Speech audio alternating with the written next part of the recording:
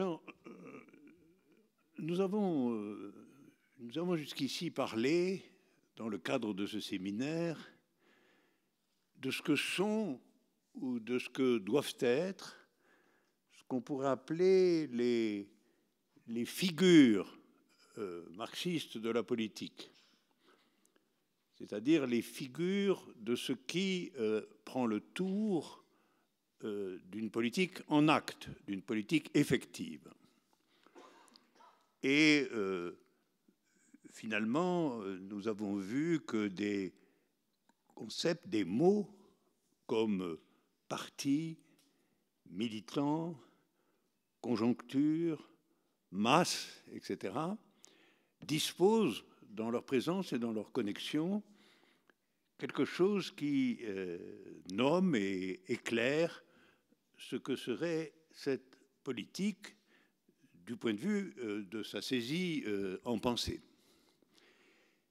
Alors aujourd'hui, je voudrais changer un tout petit peu de registre ou compléter le précédent en posant la question de savoir dans quelle mesure et par quelle médiation la philosophie, comme telle, peut ou doit intervenir dans l'actualité politique. Donc il ne s'agira plus de décrire des opérateurs produits par une philosophie singulière, mais il s'agira d'interroger comment se constitue ou comment imaginer ou comment ne pas imaginer que la politique, la philosophie comme discipline intervient ou a une place singulière dans la pratique politique. Alors, nous allons donc parler en quelque sorte de la philosophie, mais sous cet angle très particulier qui est le lien qu'elle peut avoir en tant que lien qu'on pourrait nommer existentiel. C'est-à-dire quel est le lien existentiel qu'elle peut avoir avec la politique, et non plus cette tâche qui est la sienne, mais qui est seconde, de conceptualiser les opérateurs politiques. Est-ce que la politique peut être comme telle, comme discipline de la pensée et comme subjectivité aussi, un agent repérable de la politique? Alors, il y a une première idée qui vient à l'esprit, qui est, je crois, fausse, c'est que le philosophe est apte à entrer en politique parce que la philosophie peut parler de tout. Voilà.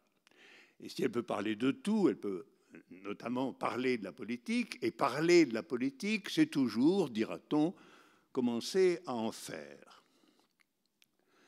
Alors, je crois que cette idée est fausse et qu'elle l'est particulièrement aujourd'hui parce qu'elle concerne en fait ce que j'appellerais le philosophe du commentaire, ou qu'on peut aussi renommer le philosophe de télévision. Alors, le philosophe de télévision, certes, parle des problèmes de société, des problèmes de l'actualité, il peut donner son avis sur ceci ou sur cela, il peut organiser une présentation des politiques en cours à sa façon, il peut interviewer les hommes de pouvoir, etc. Mais je pense que considérer cela comme une présence éventuelle de la philosophie sur la scène politique est une erreur. C'est une erreur parce que le philosophe n'est pas un commentateur de problèmes politiques.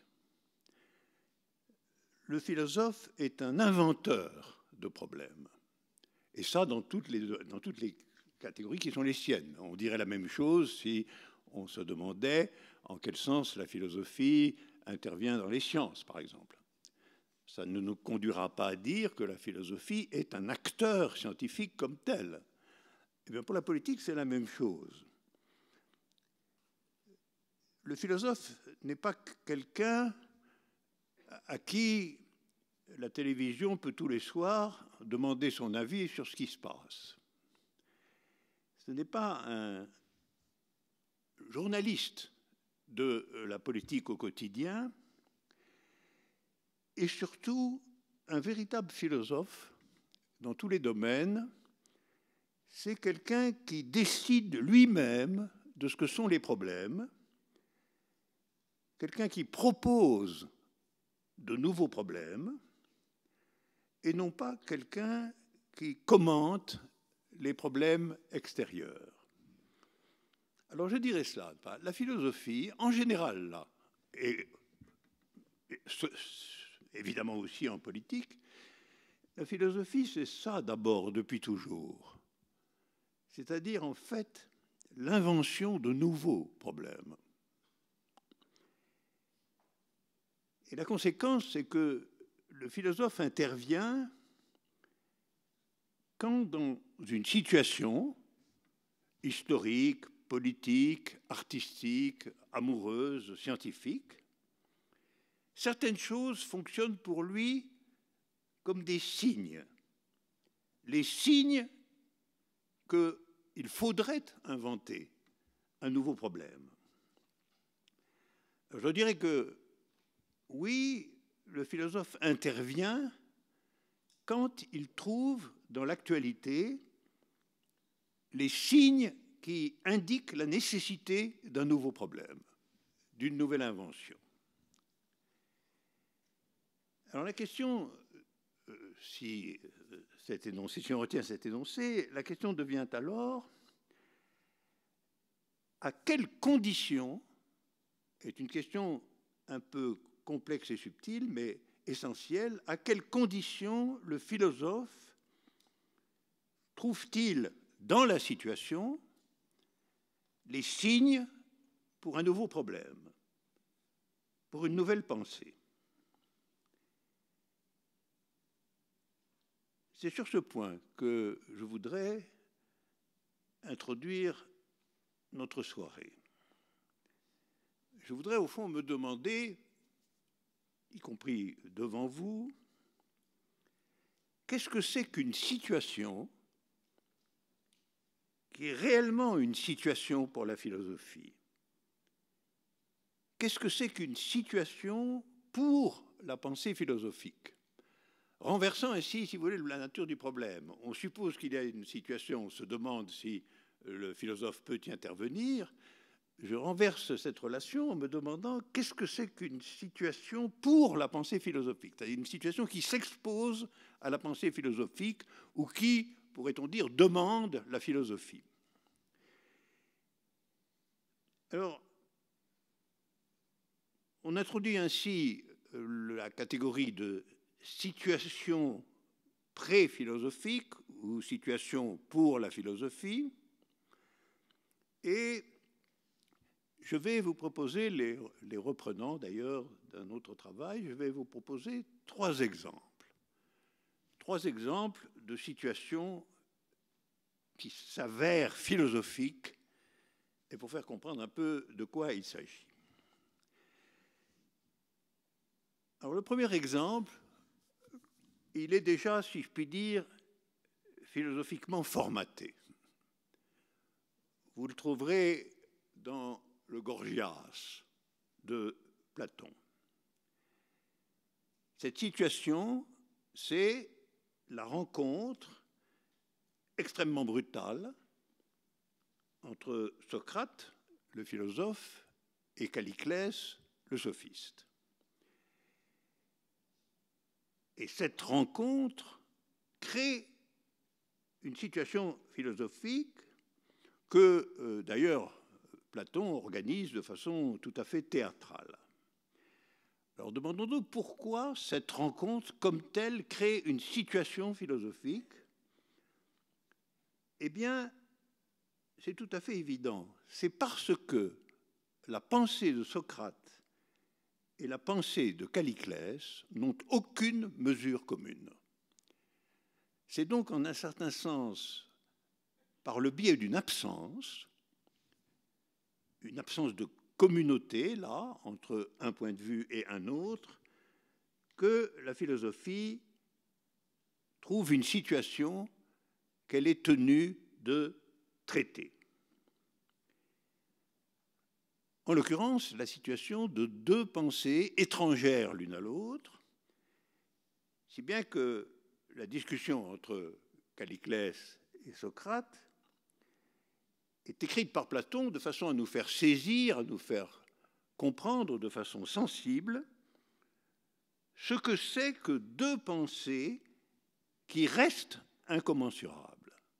Comment peut-il exister deux pensées sans arbitrage, si je puis dire?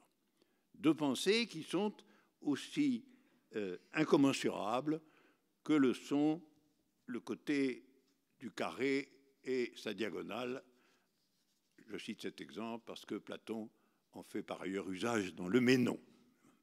Donc vous voyez là, la caractérisation philosophique de la situation va être celle d'une discussion, donc d'une relation, entre deux termes en réalité privés de toute relation. Alors je rappelle les raisons pour lesquelles ça se présente comme ça. Calliclès soutient que le droit, c'est la force. Il soutient que l'homme heureux, c'est le tyran. Il soutient que ce qui importe, c'est de l'emporter sur les autres par la ruse ou par la violence. Et Socrate soutient, lui, que l'homme véritable, qui est identique à l'homme heureux, c'est le juste au sens philosophique du terme. Alors, entre la justice comme violence et la justice comme pensée, vous n'avez pas, et ça c'est important à comprendre, vous n'avez pas une opposition simple qu'on pourrait traiter par des arguments. Vous avez en fait le manque de tout rapport véritable. Vous avez affaire non pas à une conjonction, mais à une disjonction. C'est une confrontation. Et alors tout le monde comprend en lisant le dialogue, quand on le lit avec attention, que ce n'est pas du tout un dialogue où l'un a la chance ou la possibilité de convaincre l'autre. Ça n'est donc pas une discussion au sens où la possibilité d'une relation est à venir et peut s'établir, y compris par l'intervention philosophique. C'est une relation où il y aura en réalité un vainqueur et un vaincu. Et une bonne partie, une strate des dialogues de Platon porte sur le point que ce que fait advenir la situation comme philosophique, ça n'est pas un rapport, mais quelque part une absence de rapport, une disjonction effective. Et que c'est cette disjonction qu'il va falloir penser. Et nous, lisant ces dialogues, nous devons choisir. C'est nous, lecteurs, finalement, qui sommes convoqués à choisir entre la figure de Calliclès et la figure de Socrate et ce qu'elles supportent, ces deux figures. Alors, vous voyez, dans cet exemple, la philosophie se confronte à la pensée comme choix, à la pensée comme décision. Et sa tâche propre, puisque c'est ça que nous cherchons, sa tâche propre, c'est de clarifier le choix et faire que le lecteur, en la circonstance, philosophiquement dirigé, constate en effet qu'entre ces deux positions, il n'y a aucune relation convenable et que nous sommes acculés, à proprement parler, par la philosophie, à un choix radical. Alors on peut le dire, ce serait le premier sens de cet exemple, une situation philosophique, c'est le moment où on éclaire un choix d'existence ou un choix de pensée. Dans tous les cas, c'est le moment où on éclaire le choix. Ça, c'est le premier exemple qui fait déjà apparaître, si je puis dire, une première figure de causalité par l'absence. Vous le notez au passage, causalité par l'absence au sens où c'est dans la disjonction que intervient la philosophie pour éclairer la disjonction et forcer au choix, et non pas dans la relation. Alors mon deuxième exemple, c'est la mort du mathématicien Archimède. Alors cette fois, c'est un exemple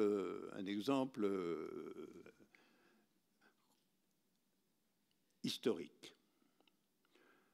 Or, Archimède, bon, rappelons-le, c'est un des plus grands esprits que l'humanité ait connu. Hein. Encore aujourd'hui, quand vous lisez les textes mathématiques d'Archimède, vous êtes stupéfait de penser à quelle époque cela a pu être déjà dit, déjà prononcé, déjà démontré. C'est quelqu'un qui a déjà réfléchi sur l'infini, il a inventé une certaine forme de calcul infinitésimal 20 siècles avant Newton. C'est un génie exceptionnel. Et vous connaissez tous l'anecdote. Archimède était un Grec de Sicile. Quand la Sicile a été envahie et occupée par les Romains, Archimède a participé à la résistance. Il a inventé de nouvelles machines de guerre, mais les Romains l'ont quand même finalement emporté. Alors au début de l'occupation romaine, Archimède reprend ses activités. Il avait l'habitude de dessiner les figures de géométrie sur le sable, donc il est sur la plage, il pense au bord de la mer, à partir de figures compliquées tracées sur le sable. Et arrive un soldat romain, une sorte d'estafette, qui lui dit que le général romain Marcellus veut le voir. Le général romain Marcellus connaissait donc de réputation le grand Archimède. Et il le convoquait, il voulait le voir. Et ça exprime une chose bien connue aussi, c'était que les Romains étaient très curieux des écrivains grecs, des savants grecs, etc. Alors je dirais, pour faire une comparaison, les Romains s'intéressaient à Archimède un peu comme le grand PDG d'une multinationale des cosmétiques peut être curieux d'un philosophe en renom. J'ai moi-même été plusieurs fois contacté par des banques pour venir faire une conférence de philosophie. Cyniquement, j'aurais dû dire oui, mais c'est 500 000 euros pour être dans le milieu, n'est-ce pas? Pour être dans le milieu. Mais quelque chose de sournoisement éthique m'a empêché de procéder de cette manière. Et donc, j'ai moi-même fait l'expérience, en réalité, d'une disjonction du même ordre. Tous ces exemples tournent vers la notion de disjonction. Et c'est là que j'ai expérimenté que j'étais quand même disjoint au fond, d'une figure établie de l'ordre que nous connaissons, qui est en réalité la toute-puissance de l'argent, la toute-puissance des banques.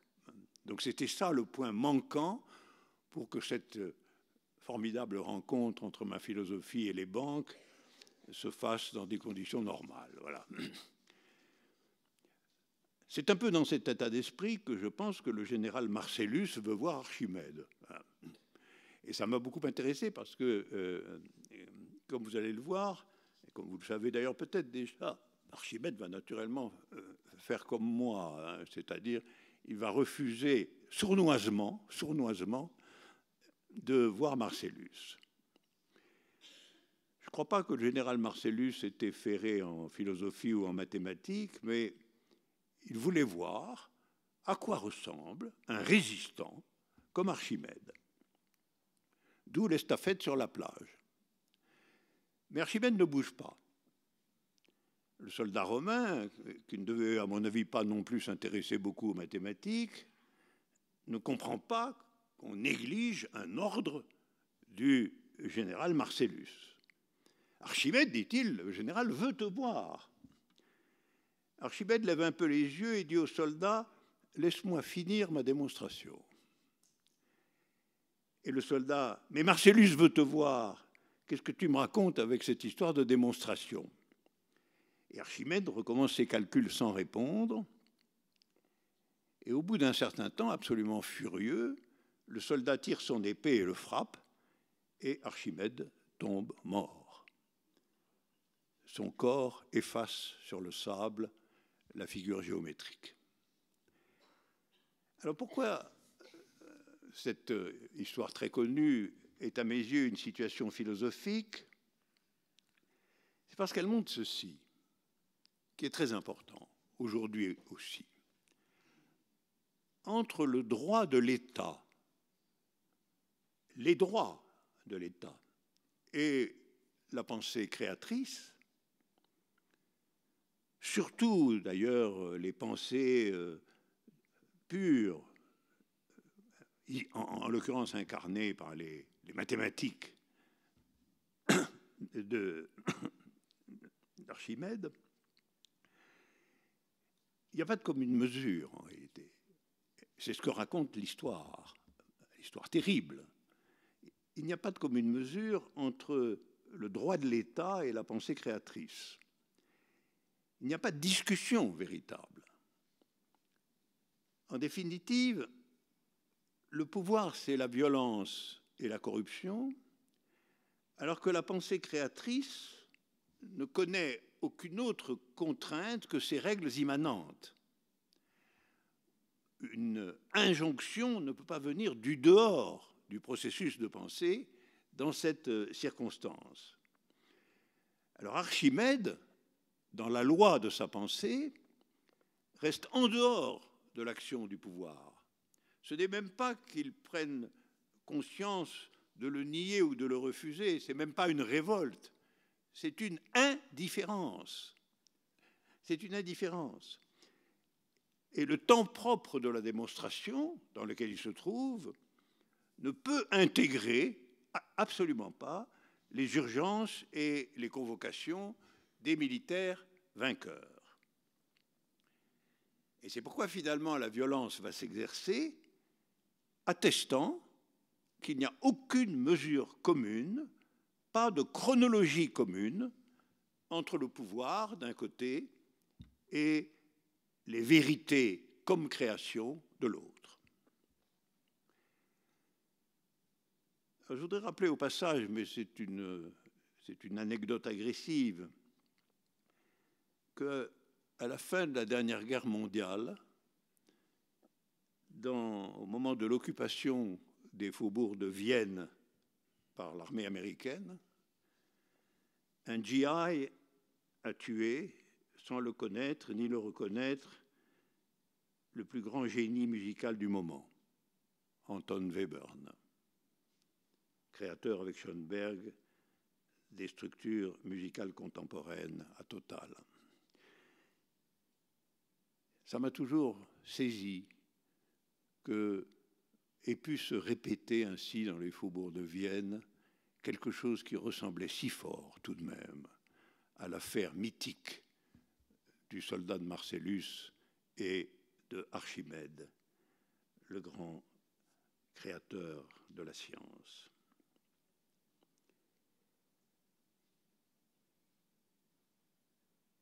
Alors finalement, là, on a traité l'affaire comme un accident.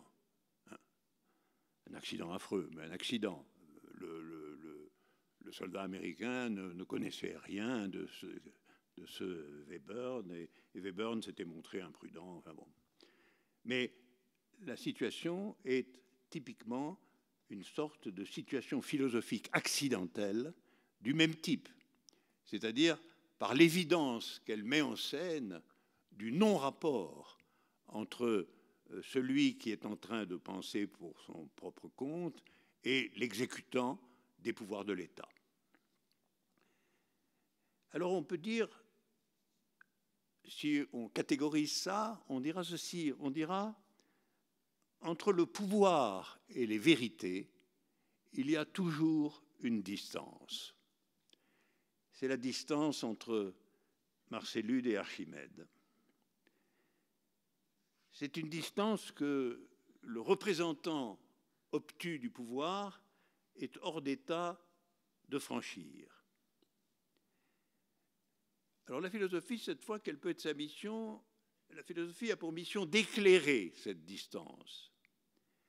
Elle doit réfléchir et penser ce qu'est une distance sans mesure, ou une distance dont elle doit elle-même, la philosophie, inventer la mesure. Inventer qu'est-ce qu'il y a de mesurable ou de rétif pour toute mesure dans cette relation mortifère entre le soldat de Marcellus et Archimède. Alors on aboutirait là à une première définition de ce que j'appellerais la situation philosophique. La première, je le rappelle, c'était éclairer le choix, la décision. Et la deuxième définition de la situation philosophique, c'est éclairer la distance entre le pouvoir et les vérités. Alors mon troisième exemple est un film. Un film étonnant et bien connu du japonais Mizoguchi, un film qui s'appelle « Les amants crucifiés ». Certainement, à mes yeux, un des plus beaux films d'amour qui ait jamais été tourné. Si vous ne l'avez pas vu, si vous le voyez passer quelque part, ou si vous pouvez l'acheter, faites-le. Les amants crucifiés sont une admirable merveille. Alors je vais essayer de vous dire pourquoi ce film est aussi une proposition philosophique. L'histoire est d'une extrême banalité. Nous sommes dans les âges classiques japonais qui ont tellement servi par leur disponibilité plastique en noir et blanc au plus fameux cinéma japonais. Une jeune femme est mariée au propriétaire d'un petit atelier. Un brave homme qui vit dans l'aisance, mais qu'elle n'aime pas, qu'elle ne désire pas. Arrive un jeune homme, un employé dont elle tombe amoureuse. Donc vraiment rien que d'absolument banal. Alors évidemment, dans ces temps dont Mizoguchi a particulièrement exalté les femmes du cinéma de Mizoguchi sont tout à fait extraordinaires par leur force et leur malheur et leur endurance. L'adultère est puni de mort. Les complices, en la circonstance, doivent être crucifiés. Les deux amants finissent par s'enfuir dans la campagne et voilà une séquence tout à fait extraordinaire de fuite dans la forêt, dans le monde des sentiers, des cabanes, des lacs et des barques. L'amour en proie à sa propre puissance sur un couple traqué et harassé. Et là, il est présenté comme enveloppé dans une nature aussi opaque que poétique. Pendant ce temps, le brave homme de Marie essaie de protéger les fuyards. C'est un brave mari. Les maris ont l'obligation, normalement, de dénoncer les adultères.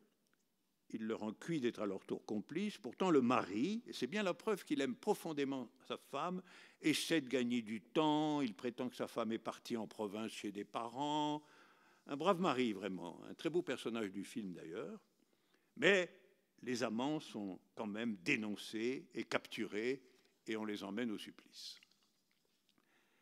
Viennent alors les dernières images du film, qui constituent une nouvelle instance de ces trois exemples que je donne de la situation philosophique. Les deux amants sont liés dos à dos sur un mulet. Le plan cadre cette image des deux amants attachés qui vont à une mort atroce. Et tous les deux sont comme extasiés, mais sans aucun pathos. Vous voyez simplement sur leur visage, dans le film, l'esquisse d'un sourire chez tous les deux. Une sorte de retranchement dans le sourire, de retranchement amoureux dans le sourire. Et le mot sourire, c'est une approximation, évidemment. Les visages indiquent que, à ce moment-là, tout simplement, l'homme et la femme ont en quelque manière disparu dans leur amour. Ils sont entièrement intérieurs à leur amour. Tout le reste a disparu de leur horizon. Alors, la pensée filmique, on peut pas parler là de pensée filmique, la pensée filmique déposée dans le noir et blanc, ça n'est pas du tout, comme on pourrait l'attendre, l'idée romantique de la fusion de l'amour et de la mort.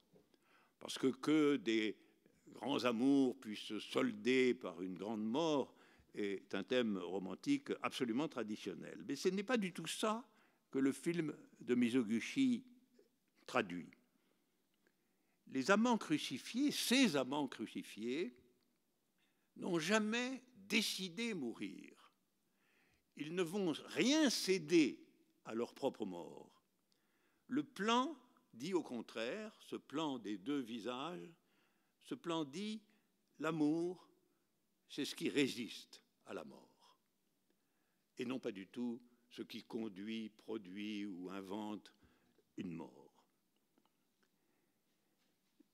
On pourrait ici penser à Deleuze, parce que Deleuze, citant Malraux sur ce point, avait annoncé et dit, proposé une définition intéressante qui était l'art est ce qui résiste à la mort. Eh bien, je dirais l'art de Mizoguchi dans cette séquence non seulement résiste à la mort, dans ces plans magnifiques du sourire des condamnés, mais nous donne à penser que l'amour aussi résiste à la mort. Par quoi, comme on le sait depuis toujours, se crée une connivence entre l'amour et l'art. Et que nous avons tous là, cette connivence entre l'amour et l'art, et ce rapport qui est un non-rapport de l'amour et de la mort dans l'image finale des amants crucifiés. Et je pense que j'appellerais ce sourire une situation philosophique, comme les deux autres. Pourquoi ? Parce que on y trouve au fond, et ça va être notre piste, l'incommensurable, ou, si vous voulez, la relation sans relation. Finalement, entre l'événement de l'amour, le bouleversement de l'existence, les règles ordinaires de la vie, les lois de la cité, les lois du mariage, dans tout ça, il n'y a pas de commune mesure avec l'amour. Alors que va alors nous dire la philosophie? Qu'est-ce qu'elle va proposer, elle? Elle va nous dire ce qu'il faut penser, par conséquent, c'est l'exception. C'est ce qui est excepté du réseau de relations qui, à ce moment-là, nous est présenté dans la figure du sourire des amants et de leur chevauchée mortifère. Ce qui est en exception de tout ça, c'est précisément, et c'est ce qui est montré, leur amour. Il faut savoir ce que nous avons à dire sur ce qu'il n'est pas ordinaire. Il faut penser le changement de la vie, ou ce que j'appellerais finalement une complexité disjointe. Non pas une complexité ordonnée, mais une complexité disjointe. On pourrait dire qu'il faut penser la vraie vie comme disjonction et non pas comme réunion.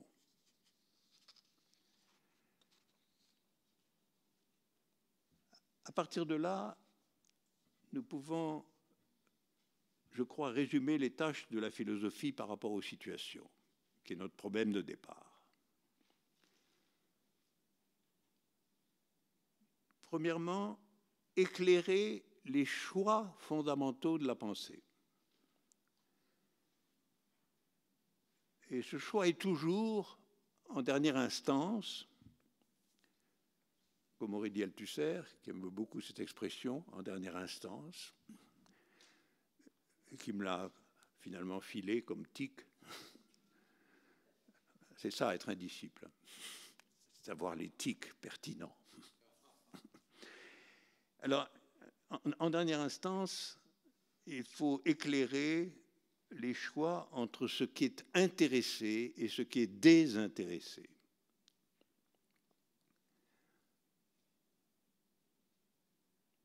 Deuxièmement, il faut éclairer la distance entre la pensée et le pouvoir, la distance entre l'état et les vérités, qui est une distance intrinsèque. Il faut mesurer cette distance. Il faut savoir si on peut ou non la franchir, cette distance entre pensée et pouvoir. Et troisièmement, il faut éclairer la valeur de l'exception, la valeur de l'événement, la valeur de la rupture. Et cela contre, s'il le faut, la continuité de la vie, la vision en continuité de la vie, ou tout aussi bien contre le conservatisme sous toutes ses formes. Et je proposerai de dire que telles sont les trois grandes tâches de la philosophie. Traiter du choix, traiter de la distance et traiter de l'exception. Choix, distance, exception. Ce serait un emblème de la philosophie.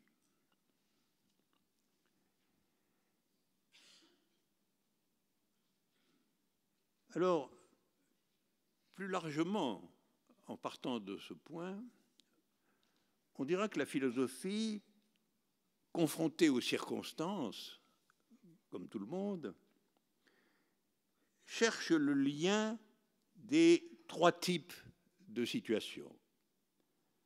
La situation de choix, la situation de distance et la situation d'exception.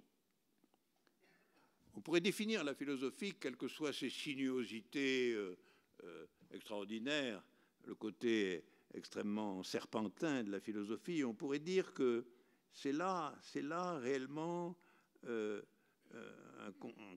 peut définir ce qu'est un vrai concept philosophique. Un vrai concept philosophique, c'est toujours ce qui noue un problème de choix ou de décision, un problème de distance ou d'écart et un problème d'exception ou d'événement. Choix ou décision, distance ou écart, exception ou événement.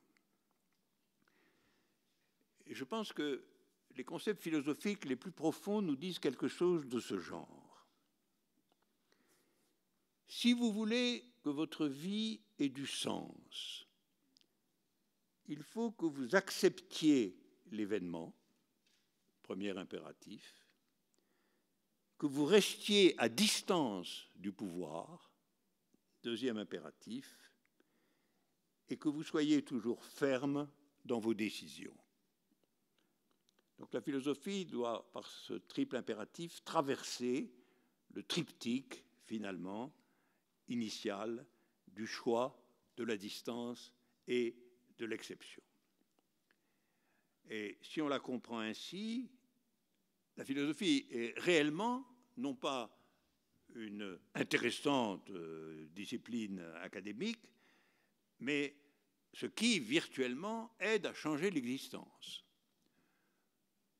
En dehors de quoi, au fond, on aurait du mal à lui trouver un intérêt véritablement solide. Alors, sur ce point, on pourrait convoquer Rimbaud, qui a affirmé que la vraie vie est absence. Et alors la poésie, comme souvent, opère en révélation du point. Oui, quelque chose, au départ, fait que la vraie vie est absente. Et je pense que la philosophie ne vaut pas grand-chose si elle ne s'ordonne pas à ceci que la vraie vie soit présente.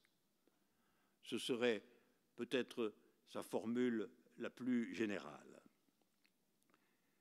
Elle doit nous enseigner qu'au regard des circonstances, la vraie vie est présente dans le choix, dans la distance et dans l'événement.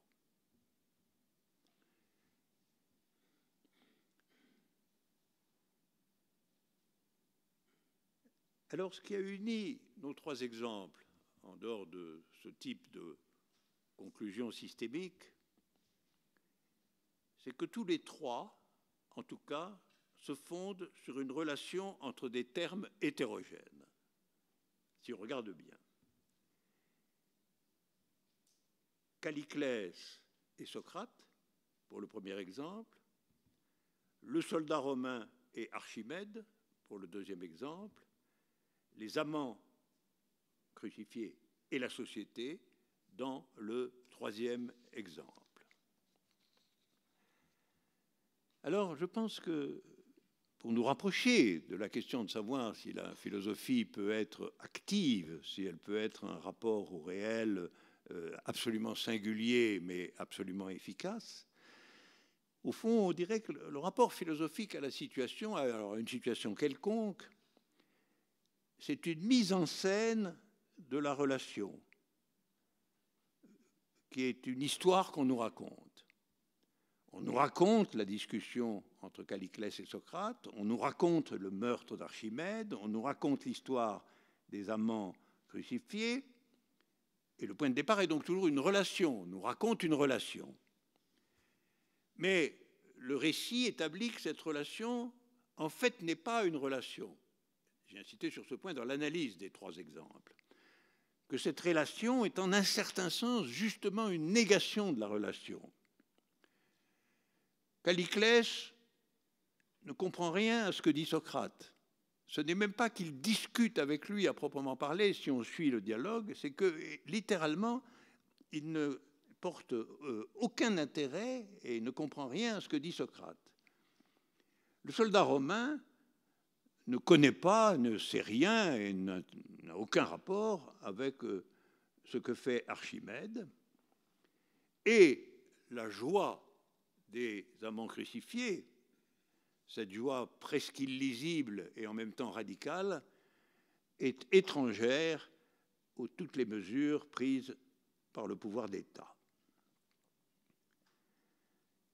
Au fond, dans ces anecdotes, on nous raconte une relation, mais le récit établit que cette relation n'est pas une relation, que cette relation est négation de la relation, si bien que finalement, ce qu'on nous raconte, et qui intéresse et constitue la philosophie, c'est toujours dans la figure d'une rupture.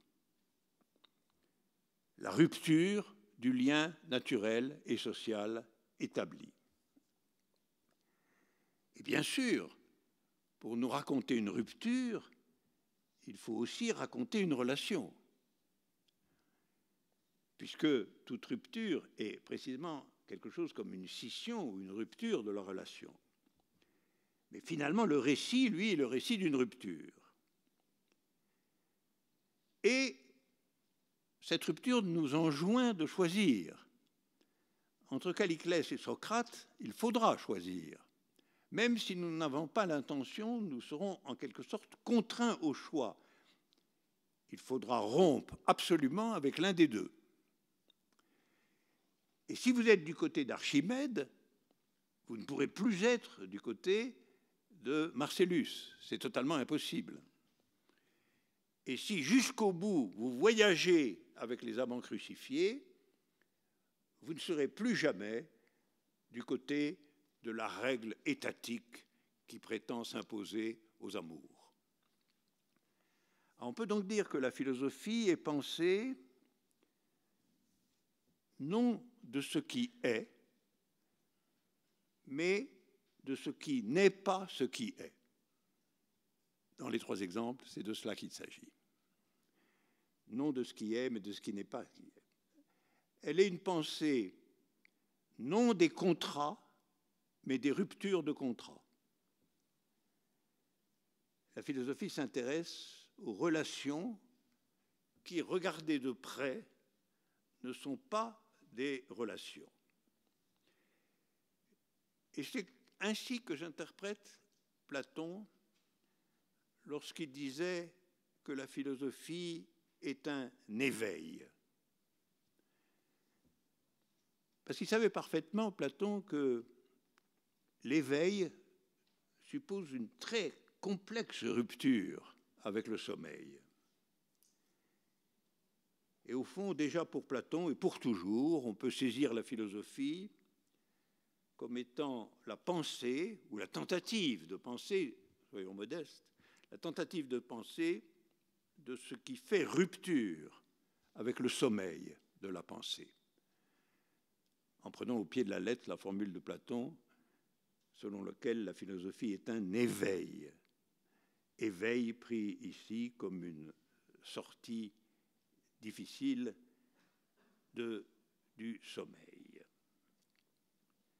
Alors, il est donc possible de penser que chaque fois qu'il y a une relation paradoxale, chaque fois qu'il y a une relation qui n'est pas une relation, chaque fois qu'il y a une situation de rupture, alors peut se manifester l'existence active de la philosophie. Alors, j'insiste sur ce point, et par rapport à une autre vision des choses. Ce n'est pas parce qu'il y a quelque chose qu'il y a la philosophie. Ça pourrait être, et c'est souvent un point de départ. La philosophie pense tout, quoi. Elle pense ce qu'il y a, elle pense ce qui est, elle pense l'être de ce qui est, etc., etc. Je pense que ce n'est pas parce qu'il y a quelque chose qu'il y a philosophie. La philosophie n'est pas du tout la réflexion adossée à n'importe quoi. Ce serait sa définition de perdition, hein. Sa définition, à la fin des fins, indiscernable de la définition du sophiste. La séparation platonicienne du sophiste et du philosophe, c'est précisément que la philosophie ne se met pas en branle parce qu'il y a quelque chose. Elle n'est pas réflexion de n'importe quoi.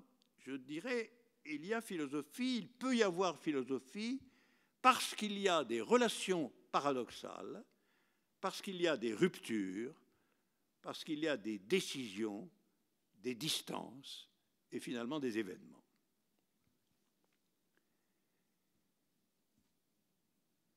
Alors, essayons d'éclairer tout ça avec des exemples qui ne soient ni des légendes, comme la mort d'Archimède, ni des constructions littéraires, comme le personnage de Calliclès, ni des poèmes cinématographiques, comme est l'histoire des amants japonais.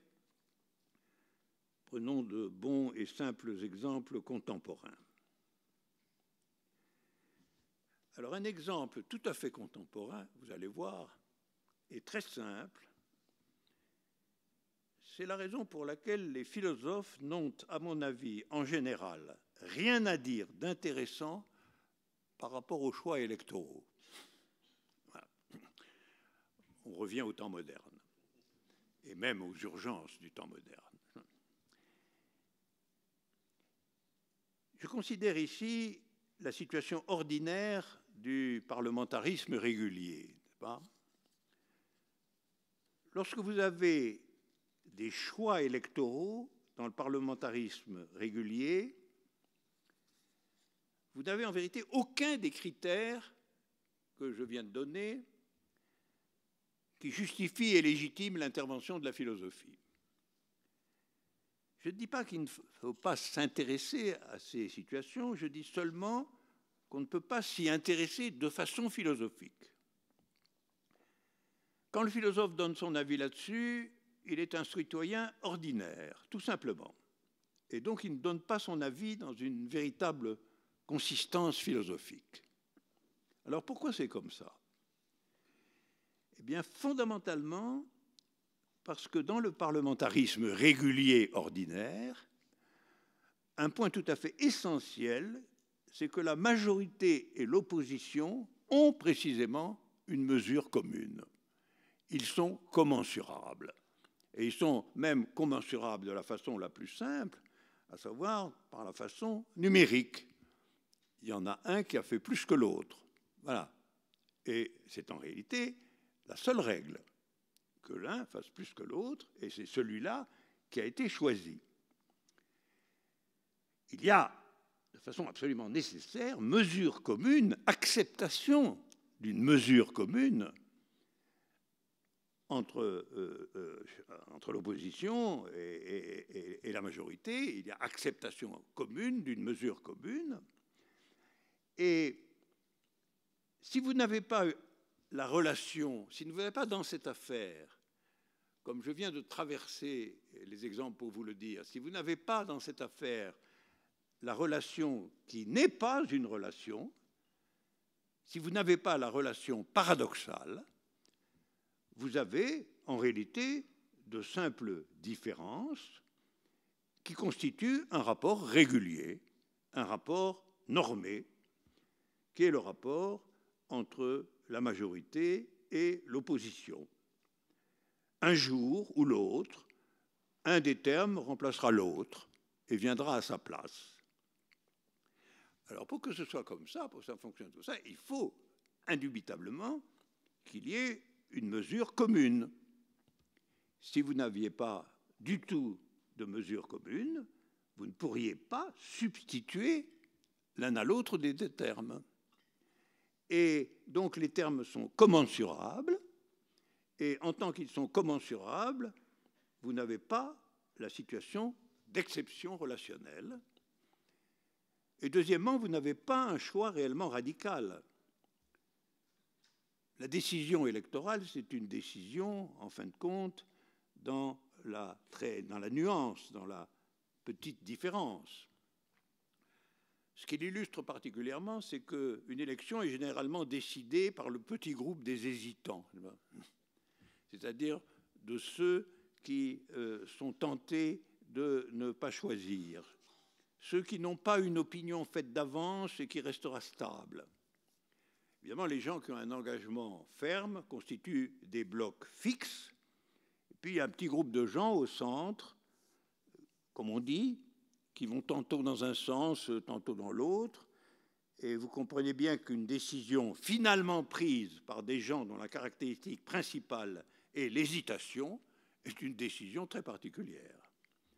Ce n'est pas une décision de gens décidés, c'est une décision de gens indécidés ou non décidés et qui vont donc se décider pour des raisons d'opportunité ou des raisons de dernière minute. Et donc vous n'avez pas la fonction de choix dans sa véritable amplitude. Vous avez une proximité et non une distance. L'élection ne crée pas un écart, elle est la règle. Elle crée la réalisation de la règle.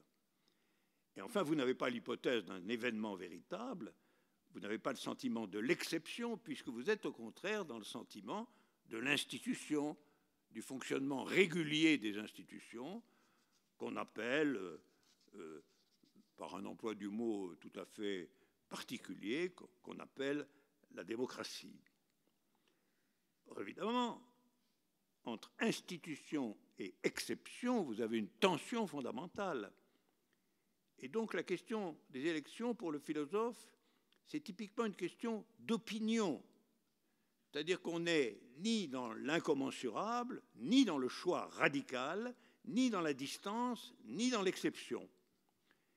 En tant que phénomène d'opinion normé et dont la règle est commune à tout le monde, vous n'aurez ni la distance, ni l'exception, et ça ne constitue pas et jamais un signe pour la création de nouveaux problèmes, ni pour ce qui touche à la vérité. Cet exemple m'amène à dire ceci, qui peut être une norme. Au regard de ce qui se passe, au-delà même de la cérémonie électorale, vous devez d'abord poser la question: est-ce qu'il y a dans cette affaire une relation qui ne soit pas une relation? C'est-à-dire une relation qui nous met en relation avec des éléments incommensurables. Vous voyez bien que c'est ce que devrait être normalement, si on prenait la politique au sérieux, la relation entre la majorité et l'opposition dans le protocole parlementaire. Elle devrait évidemment véhiculer une relation qui n'est pas une relation. Jamais la réalisation en relation du rapport entre majorité et opposition est une mise en scène inacceptable normalement de ce qui constitue en réalité la non-relation entre un point de vue politique et l'opposé de ce point de vue politique. Alors, c'est ça, il faut pouvoir poser en toutes circonstances de ce genre la question où est le point relationnel qui n'est pas ordonné par cette figure de la relation. Et si la réponse est positive, vous devez en tirer les conséquences. Dans ce cas, et dans ce cas seul, il y a un choix, il y a une distance et il y a une exception. Et sur les bases de choix, distance, exception, vous pouvez passer de la simple considération d'opinion électorale à une méditation philosophique. C'est là que nous pouvons donner sens à ce qui serait un engagement philosophique. Il crée sa propre conviction sur le terrain de la philosophie, avec des critères en effet philosophiques, mais il sort en réalité de l'hégémonie des relations qui sont si exagérément relationnelles qu'on ne sait pas où est le point de non-relation à ce qui vous est proposé. Et j'insiste sur le fait que la machine électorale, c'est une machine qui produit spécifiquement ce point. C'est-à-dire c'est une domestication des relations contraires. Elles vont être domestiquées par le fait que, finalement, elles acceptent qu'une procédure tout à fait extérieure et, en vérité, tout à fait abstraite, qui est la procédure numérique, fasse comme si les deux camps en présence étaient soumis à une règle commune. Alors, ceci ne doit pas nous conduire, j'insiste sur une confusion entre engagement philosophique et engagement politique. Il faut absolument maintenir la philosophie extérieure à la politique, même si elle considère et elle pense les défauts ou les absences ou le caractère irrationnel de telle ou telle disposition. Pourquoi? Parce que la politique, dans sa définition la plus simple, vise à la gestion et à la transformation des situations collectives. Et la philosophie, elle, vise à proposer à tout le monde de nouveaux problèmes.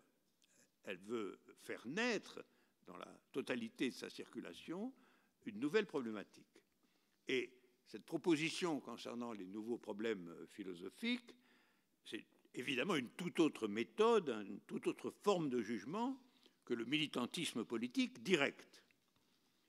Alors on dira, la philosophie peut travailler à partir des signes politiques, elle peut constituer des problèmes avec des signes politiques, mais elle ne se confond pas pour autant avec la politique elle-même.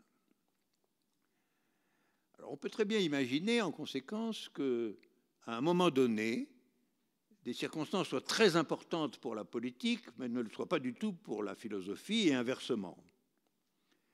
Et c'est ce qui fait que l'engagement philosophique peut parfois paraître mystérieux, voire incompréhensible. C'est parce que le véritable engagement philosophique, celui qui est dans l'incommensurable, celui qui convoque le choix de la pensée, celui qui met en scène des exceptions, celui aussi qui finalement crée des distances, et notamment de grandes distances par rapport aux formes du pouvoir, cet engagement, il est finalement souvent extraordinairement étrange au regard du problème constitutif de la politique, qui est le problème de l'État. Ce point-là, d'ailleurs, c'est-à-dire cette hétérogénéité radicale entre ce que peut être un engagement philosophique au sens où je le définis ici, et la figure ordinaire des engagements politiques sous la loi de l'État, je vous signale que cette différence est la raison profonde d'une thèse de Marx lui-même, d'une très importante thèse de Marx, à savoir qu'il faut nécessairement que l'État disparaisse. Autrement dit, et c'est ça qui fait que ce n'est pas un choix au sens électoral sous aucune forme, car le but de la révolution communiste, ça n'est pas du tout de prendre le pouvoir étatique en alternance avec les bourgeois et le capitalisme, mais c'est d'organiser le plus vite et le plus profondément qu'il est possible le nécessaire dépérissement de l'État. Alors ça veut dire quoi, dépérissement de l'État? Une fois de plus, ça veut dire que quelque chose comme une sorte de fausse contradiction doit disparaître. Le problème de la politique ne doit plus être géré par l'État d'aucune façon. La contradiction entre opinion publique, organisation populaire, etc., et l'État, elle doit être traitée comme une contradiction qui doit disparaître. Donc le point de vue de Marx est en contradiction avec ce que la politique ordinaire présente comme sa contradiction. Contradiction entre la droite et la gauche, la majorité et l'opposition, etc., etc., tout ce que vous voulez. Tout ça est hétérogène à ce que, en l'occurrence, la philosophie de Marx, parce qu'il est aussi philosophe dans ce moment-là, la philosophie de Marx propose comme la caractéristique de la nouvelle époque politique, c'est-à-dire une politique sans État. Le véritable, c'est pourquoi je pense que le véritable, Marx ici considère que la véritable contradiction en termes politiques, c'est une contradiction qui doit supprimer l'État lui-même. Et ce n'est pas une contradiction à propos de l'État dans son existence, c'est une contradiction entre maintenance et négation de l'État. Nous retrouvons donc là la radicalité constitutive de la figure de la négation.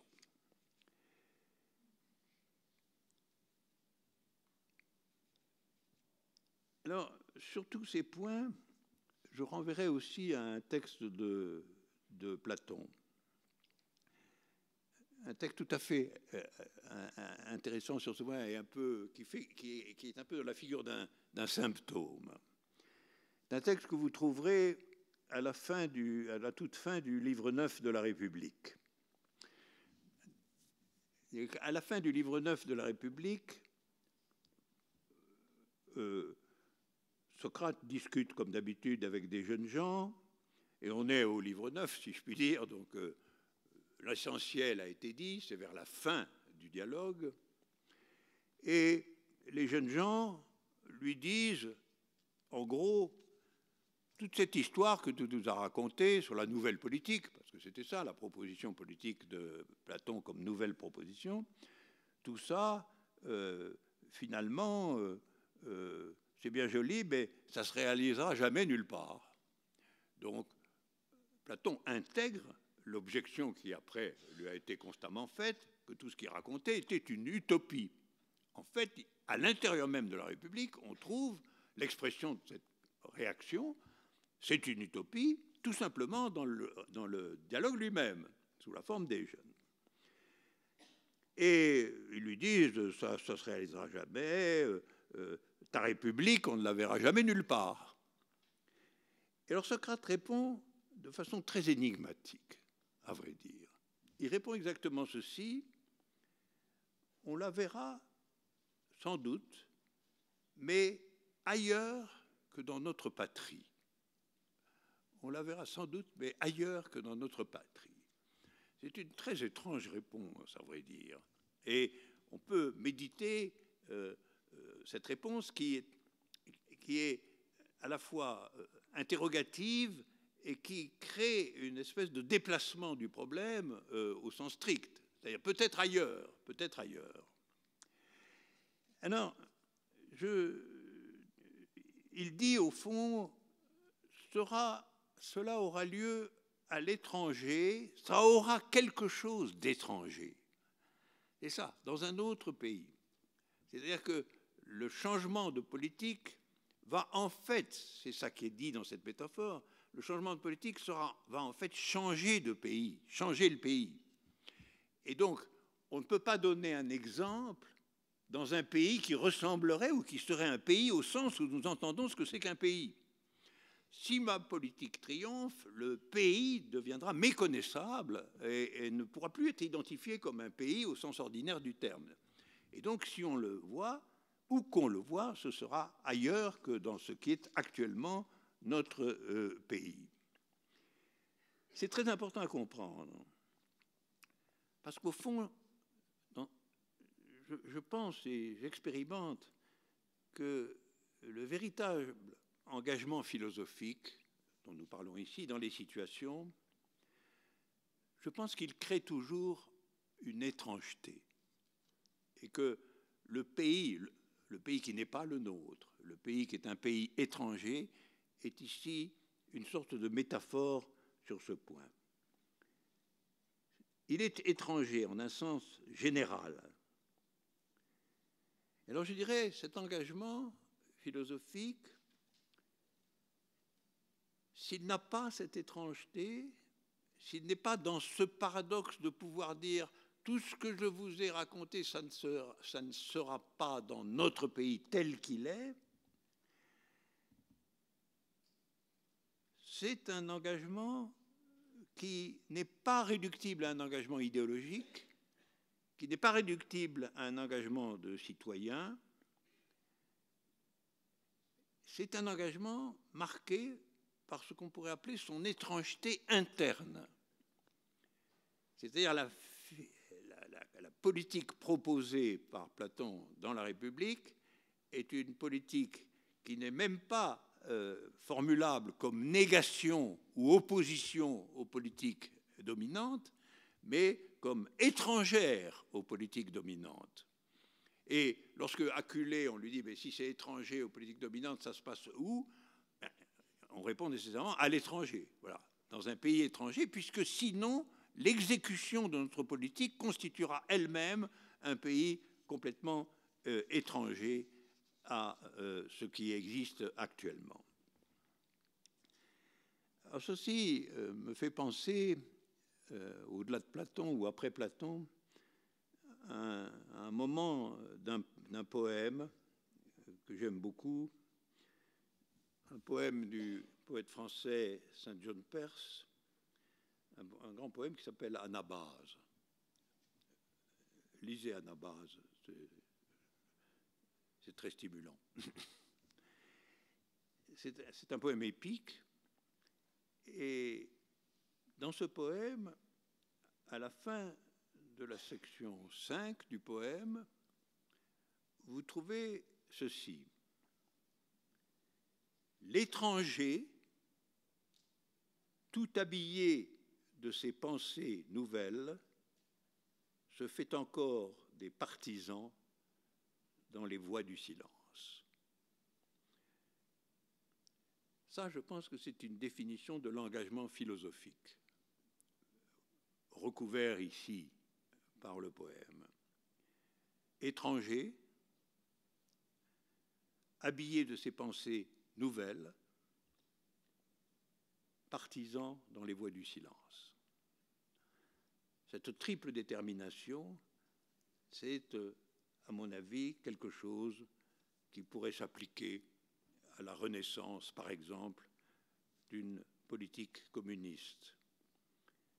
Elle serait comme étrangère dans son apparition, elle serait habillée de pensées nouvelles et elle serait capable de se faire des partisans dans les voies du silence, dans les voies de ceux qui ne parlent pas ou qui n'ont pas le droit de parler.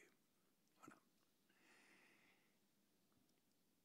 Ce qui veut dire que l'étranger, habillé de ses pensées nouvelles, propose de nouvelles pensées, de nouveaux problèmes, et il est capable de rallier à ces nouveaux problèmes un très grand nombre de gens, parce qu'il les a convaincus que ces problèmes étaient universels. Ce qui importe est que ceux auxquels le philosophe s'adresse soient convaincus d'abord dans le silence de la conviction. Convaincre dans le silence de la conviction, et non pas nécessairement dans la rhétorique oppositionnelle du discours. Alors vous voyez que cette figure de l'étranger, qui avec des pensées nouvelles se fait des compagnons, compagnons souvent silencieux, repose entièrement sur la conviction qu'il y a des propositions universelles, des propositions qui s'adressent à l'humanité tout entière, sans exception. Alors c'est pourquoi je voudrais ajouter à ce propos sur l'engagement du philosophe un complément nécessaire et qui nous fera faire un pas important dans la philosophie alors elle-même,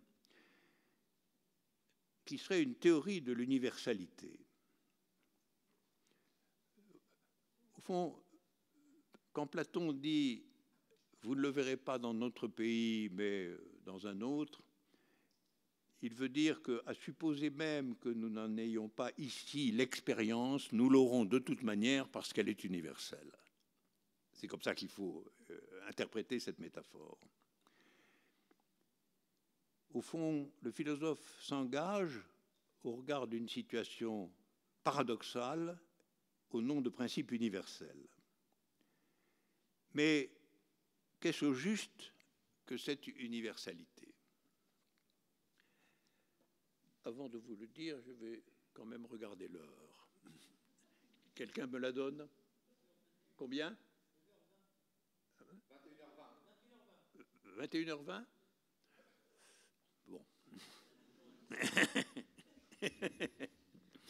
Bon. Bon. Vous ne saurez pas tout aujourd'hui. Et vous allez voir sous quelle forme. Alors, vous voyez, le philosophe s'engage, lorsqu'il s'engage sur l'horizon d'une théorie de l'universalité, comme d'ailleurs, soit dit en passant, aurait dû le faire et l'a fait autant qu'elle le pouvait, la politique qu'on a appelée la politique communiste. C'était la politique de ce qu'il y a d'absolument commun. Donc c'est une politique de l'universalité. C'est pour ça qu'elle ne peut pas être la politique d'une classe, etc., etc. Donc nous sommes toujours dans la disposition concernant un rapport entre la philosophie et la politique qui se détache, en fin de compte, de l'ensemble des politiques existantes. Alors, le philosophe s'engage au regard d'une situation paradoxale, au nom de principes universels. Et donc, s'il veut substituer, comme le fait Platon, l'universalité de l'ailleurs à la singularité du ici, parce que c'est ça, le ailleurs est la métaphore de l'universalité, tandis que chez nous, c'est la singularité du ici, il le fait à propos d'une philosophie ou d'une théorie qui se présente précisément comme porteuse de l'universel. Et alors, finalement, au point où nous en sommes, il faut être en état de proposer une théorie de l'universel. Parce que si on n'a pas cette théorie de l'universel, on échoue dans le dispositif politique qui tente de remanier, de faire disparaître le faux semblant d'une opposition qui étant été une opposition complice, une opposition qui est en accord sur le monde tel qu'il est, sauf qu'on veut le tirer dans un sens ou le tirer un peu dans un autre.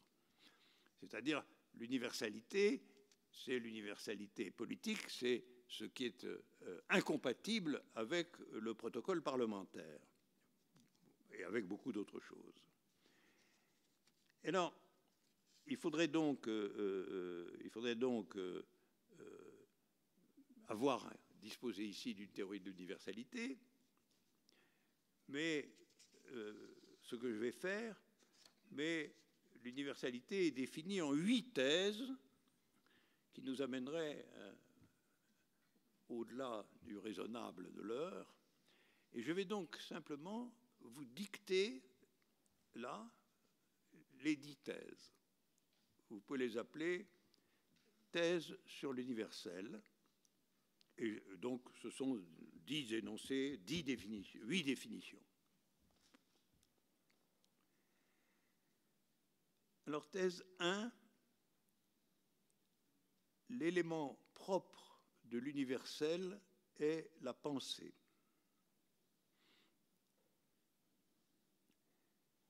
Thèse 1.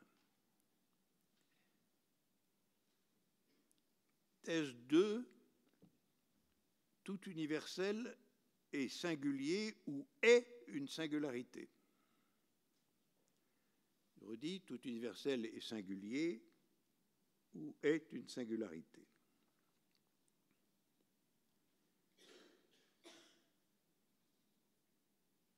Thèse 3, tout universel s'origine d'un événement. Tout universel s'origine d'un événement et l'événement est intransitif aux particularités de la situation. Alors, tout universel s'origine d'un événement et l'événement est intransitif aux particularités de la situation.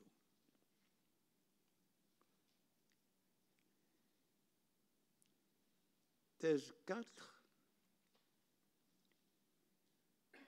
Un universel se présente initialement comme décision d'un indécidable. Thèse 4. Un universel se présente initialement comme décision d'un indécidable.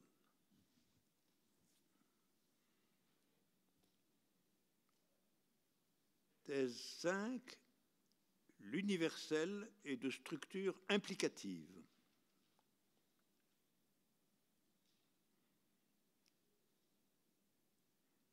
Donc, thèse 5, l'universel est de structure implicative. Thèse 6, l'universel est univoque. L'universel est univoque.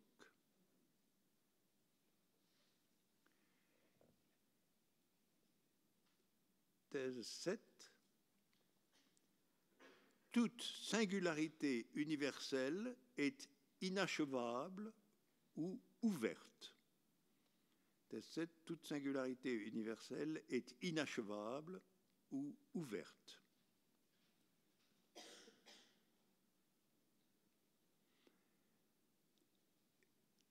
Et thèse 8,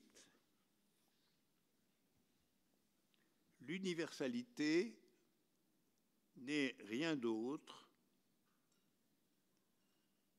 que la construction fidèle d'un multiple générique infini. Alors je la redis, thèse 8, qui en fait, nous le verrons, est largement une contraction des 7 autres. L'universalité n'est rien d'autre que la construction fidèle d'un multiple générique infini.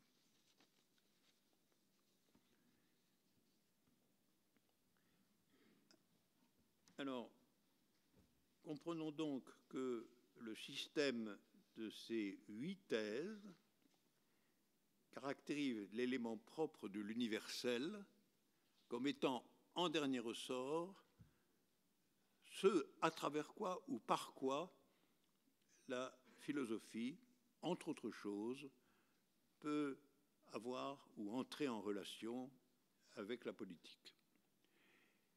Et ça commence de façon simple en disant si le propos politique est universel, s'il n'est pas particulier, si, comme dit Platon, il n'est pas ici, mais il n'est pas non plus ailleurs, il est partout, il ne peut être que partout, Ça signifiera que toute politique véritable, toute politique vraie, est une politique qui ne peut pas avoir d'assignation particulière. Donc, la politique doit s'évader de son emplacement national et, comme l'a dit le marxisme, elle doit être internationale, mais c'était un élément ou un mot trop faible. C'était déjà trop de dire inter. Elle devait être universelle, au sens que j'essaie de dire ici, c'est-à-dire de ne pas avoir à connaître, à proprement parler, de quelque chose comme les différences nationales. Finalement, elle est une structure absolument générale et, en tant que telle, ouverte, inachevable. Eh bien, si vous revenez ici la prochaine fois, on essaiera de justifier les 8 thèses. Voilà, pour commencer. Merci à vous.